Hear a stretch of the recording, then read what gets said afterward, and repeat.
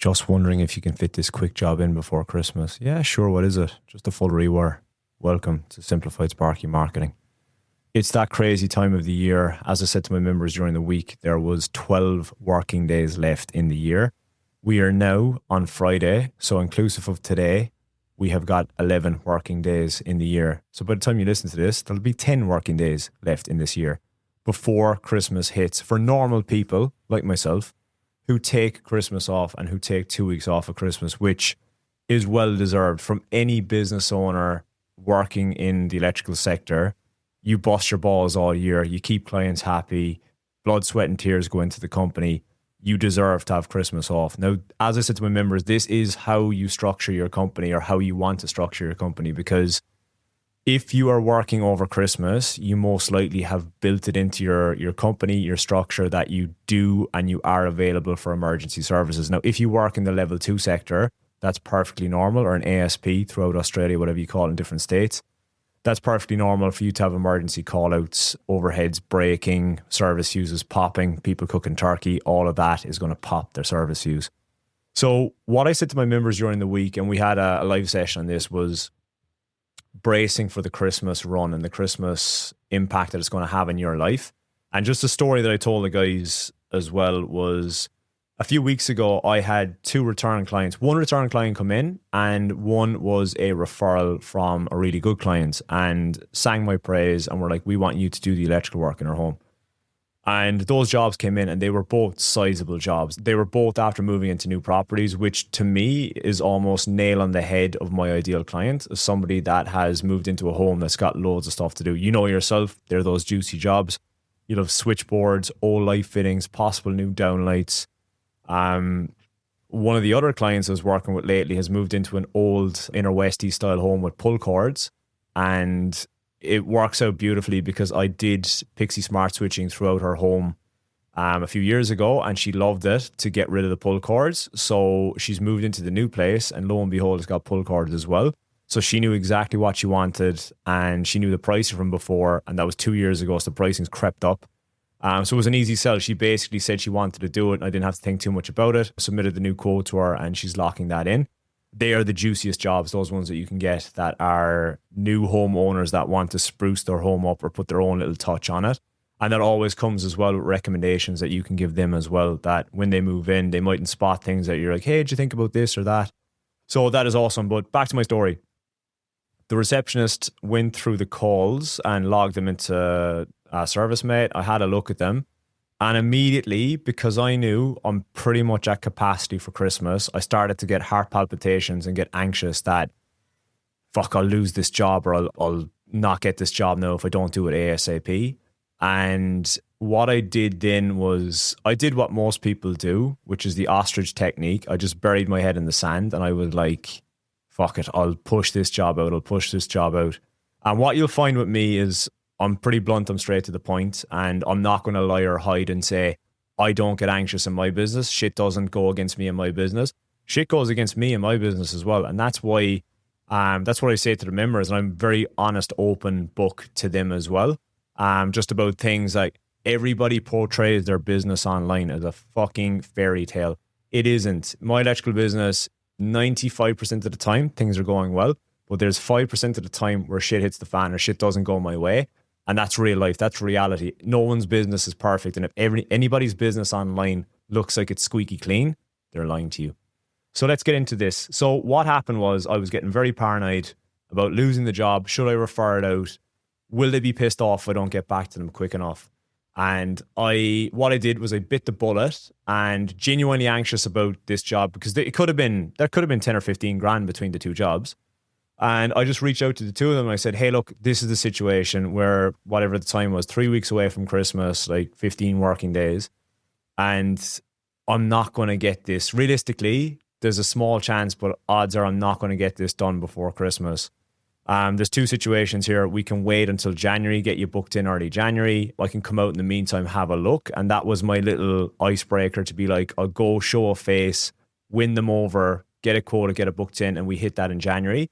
Worst case scenario is they are going to want somebody to do it ASAP, which I understand, I respect, because if they're moving into the house, they may want this shit done before Christmas. because they might have relatives, they might have people come in, they might be holding a party, they might even be holding Christmas dinner there. And they might want an induction cooktop put in immediately because they're cooking a whopper of a turkey with all the trimmings.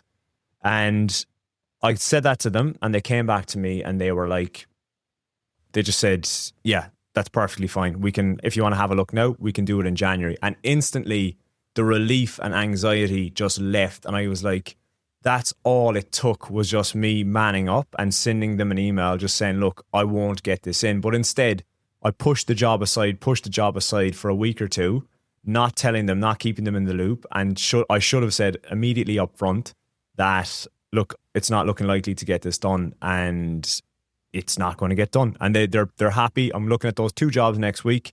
We've got them both booked in the afternoon to have a quick look at both, and then we're going to hit the ground running. And as I said to the guys during the week, this is about as well as drumming up work for January. Some people, it doesn't happen to me. I think it's because the line of work I'm in with service and maintenance, there's always something breaking, always something that needs replacing. Is some people's Januaries are quiet, but you'll usually find it's the people that work in a lot of construction or they work for builders that their work comes in ebbs and flows, or if the builder cannot be asked, he might want to take all of January off, he or she, 2025, nearly 2026.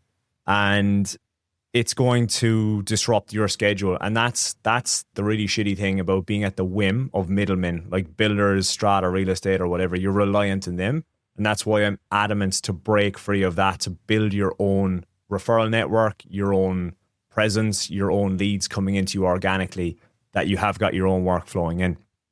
So those jobs are now pushed into January. And you have to remember as well, you can only do so much. You can't perform miracles. You can't pull this stuff out of thin air and like miraculously have a slot available for them. And what's going to happen as well is you are going to absolutely wind yourself up with anxiety and stress with you and your family. And especially if you've got young kids and stuff as well, is like, that run into Christmas should be special. It should be nice that you spend it with your kids.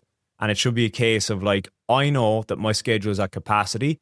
Anyone else that wants work can piss off, and it's going into January. And just all you have to do is be black and white, be blunt, and tell them that.